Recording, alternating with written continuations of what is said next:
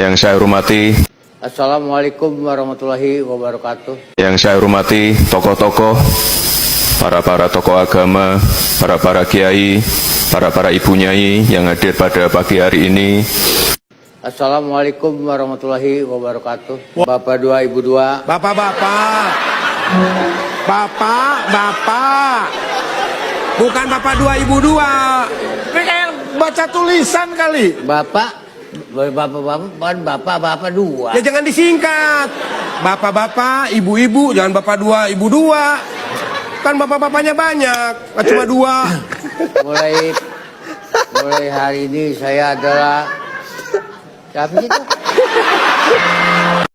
kaderisasinya tidak jelas, jadi anggota partainya juga tidak lama, berproses dari bawah juga tidak pernah terjadi, tapi karena dia adalah anak seorang penguasa, dia kemudian mendapatkan kemewahan di atas rata-rata. Siapa yang dikorbankan? Banyak hal yang dikorbankan. Pertama, kompetisi dikorbankan, jadi tidak sehat. Dimanapun di negara ini melawan kekuasaan politik itu nggak gampang. Jadi barang busuk sekalipun diusung, kalau diusung oleh kekuasaan, instrumen-instrumen yang saya kira seperti instrumen negara, itu pasti relatifly akan memenangkan pertarungan. Kan itu yang sebenarnya menjadi perbincangan. Jadi Anda bagi siapapun boleh di negara ini untuk menjadi pejabat publik. Presiden, gubernur, bupati, wali kota, anggota dewan dan seterusnya. Tapi tolong berikan pendidikan politik yang bagus bagi kita. Bahwa Anda itu berproses dari awal. Inilah yang kemudian kenapa fenomena politik dinasti itu selalu diulang. Karena prosesnya itu tidak awal. Misalnya sorry to say seperti Mas Gibran. Apakah di negara ini tak ada orang lain? Dulu muncul nama Erick Thohir, muncul nama Ridwan Kamil, muncul Sandiaga Uno, ada Bu Hovifah. Nama-nama top yang saya kira punya pengalaman dan rekam jejak yang cukup panjang. Kenapa mereka tidak bisa maju? Kalau menggunakan logikanya Bang Faisal, karena bukan anak presiden. Kan itu saja. Erick Thohir kurang apa? Bikin PSSI mantap, sekolahnya di luar, bohir. Apalagi, panjang lah ceritanya, Sandiaga Uno apalagi dan seterusnya. Tapi karena garis tangan mereka itu bukan anak presiden, tak ada privilege dan kemudahan. Sehingga harapan mereka untuk berkompetisi dalam Pilpres harus hilang. Kan itu yang menjadi perbincangan kita. Bang Ade Armando saya respect dulu dengan tingkat idealismenya yang cukup tinggi. Partainya adalah partai anak muda, tolak politik dinasti. Tapi sorry to say Bang, respect saya kan agak sedikit hilang dalam konteks itu. Saya justru berharap orang seperti Bang Ade Armando ini yang jadi ketua umum PSI. Bang Ade ini kurang apa coba? Bang Ade Armando ini kurang apa? Tolong jelaskan ke kita, doktor, ahli komunikasi, pejuang HAM dan pluralisme paling depan, siap mati dan dibully demi demokrasi dan toleransi, tapi nggak punya kesempatan untuk jadi ketua umum partai karena bukan anak penguasa. Ada sekjen yang spesialis seperti Bang Raja Juli Antoni. Bang Raja Juli itu kurang gimana? S2 dan S3 nya di luar negeri, PhD, bukan kaleng-kaleng sekolahnya, nggak jadi ketua umum partai. Kan itu saja yang diributkan oleh orang. Bahwa Anda punya opportunity seperti yang lain untuk terpilih jadi gubernur, jadi wali kota, jadi ketua umum partai, nggak ada soal. Tapi monggo proses yang dilakukan itu sesuai dengan kaidah-kaidah demokrasi yang itu memang dari dulu kita pertahankan. Inilah yang disebut dengan sistem politik, sistem bernegara, dan sistem demokratisasi.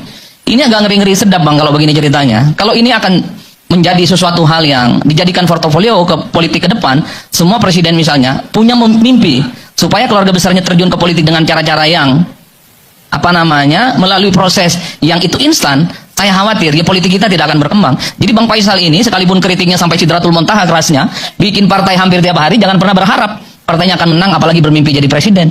Padahal pengalaman politiknya jadi aktivis dan seterusnya saya kira cukup luar biasa. Jadi hal-hal yang semacam inilah sebenarnya secara kritikal tanpa henti harus kita bicarakan. Saya kebetulan ngajar perilaku pemilih, partai politik dan pemilu. Pertanyaan mahasiswa hampir sama. Untuk apa Pak kita berdiskusi ini di ruang kelas? Enggak ada gunanya. Kalau para elit dan politisi tidak pernah menjalankan apa yang kita pelajari di kelas, hopeless mereka. Karena at the end of the day-nya bagi mereka, power, penguasa dan kekuasaan menjadi kunci dan instrumen untuk memenangkan pertarungan politik di negara ini. Jadi kasihan anak-anak yang selama ini punya mimpi besar untuk jadi gubernur, bupati, wali kota, apalagi mimpi jadi presiden Bang. Sudahlah, ke laut aja. Kalau kemudian masih banyak orang yang mengkonfirmasi apa yang terjadi di negara ini, soal kemudahan anak kekuasaan itu untuk menjadi pejabat publik, suatu hal yang lumrah. Ini yang saya kira akan merusak bagaimana tatanan-tatanan demokrasi dan sistem kepartaian kita akan rusak secara umum. Waduh, teman-teman, ya Gibran terlihat melakukan kesalahan lagi. Ini sering Gibran melakukan kesalahan di dalam berpidato, teman-teman. Ya, dimana akhir-akhir ini ya banyak sekali yang disoroti oleh para netizen mengenai kesalahan Gibran dalam berpidato. Dan yang terakhir ini penggunaan kata para, teman-teman. Ya, karena Gibran menggunakan para menteri. Nah, artinya bahwa ya para itu sudah menunjukkan lebih banyak, ya, lebih daripada satu, artinya jamak bukan tunggal. Makanya tidak perlu lagi diulangi para. Nah, itu yang disampaikan oleh Gibran dan sontak menuai ya kritikan. Ya, memang benar teman-teman, artinya bahwa selevel tingkat wakil presiden harus tahu bagaimana ejaan ya bahasa Indonesia yang harus digunakan.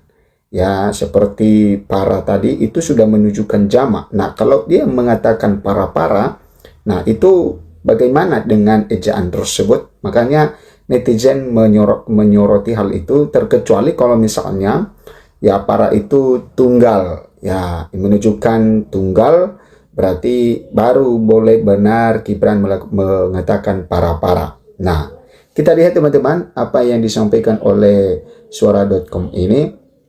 Ya, beri sambutan Gibran tak paham penggunaan para, jadi sorotan sekelas wapres kok gini.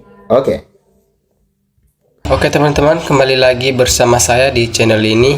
Nah teman-teman, tadi kita telah melihat cuplikan video yang sangat menarik. Nah teman-teman, di sini disampaikan nggak layak tapi dipaksakan. Inilah hasilnya, tidak berwibawa dengan rekam jejak pendidikan yang tidak jelas.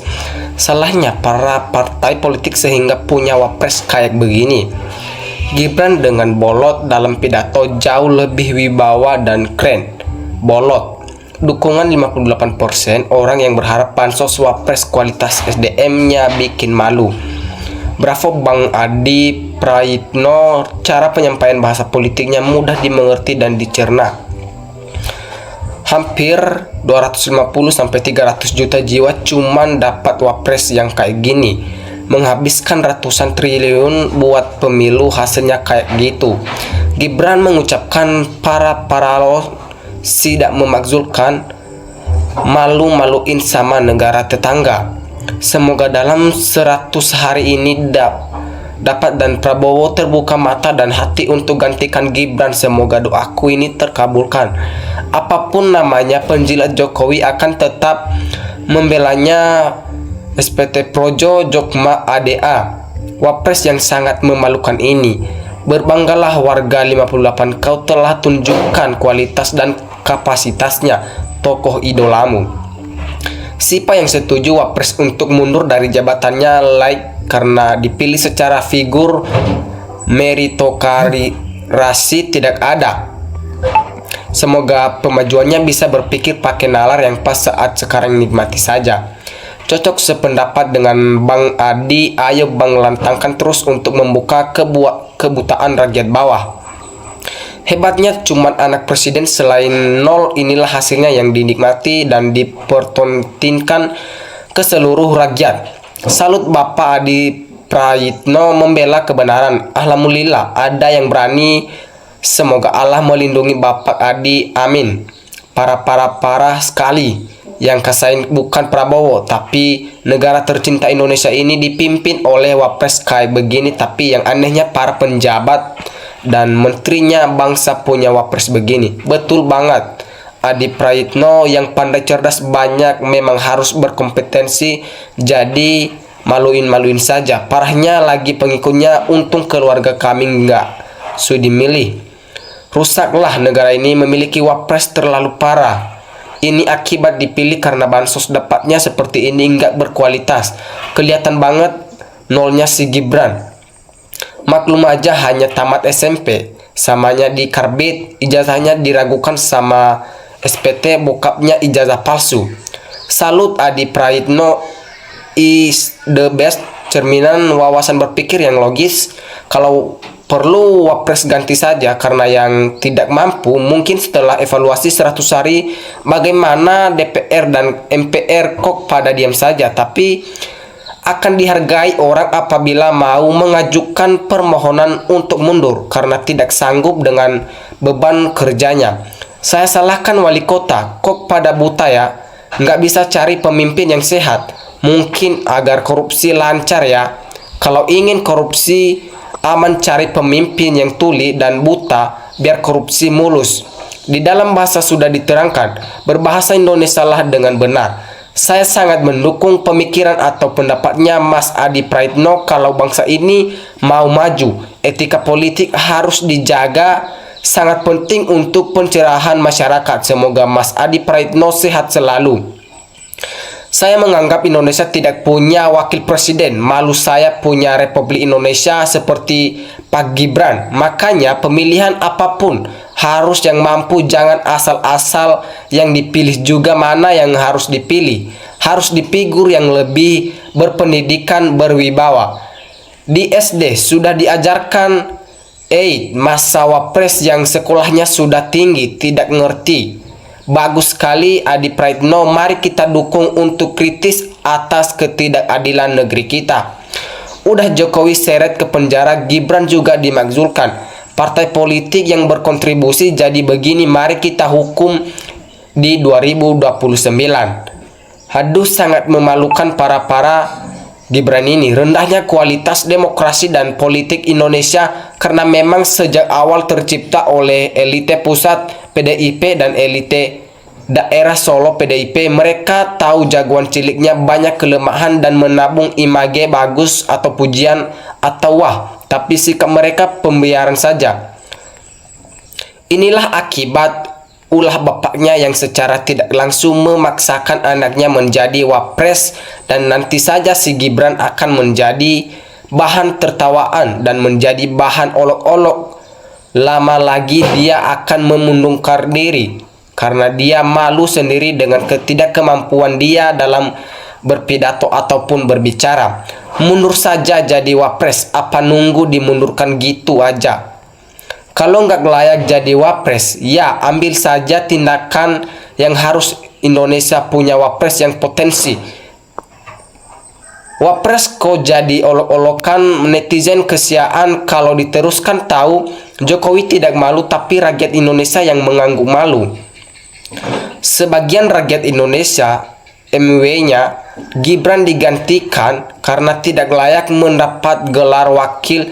Karena JMS banyak orang-orang yang berkualitas, Gibran kelas bawah. Yang pantasnya jadi presiden heje bolot yang diwakili Gibran.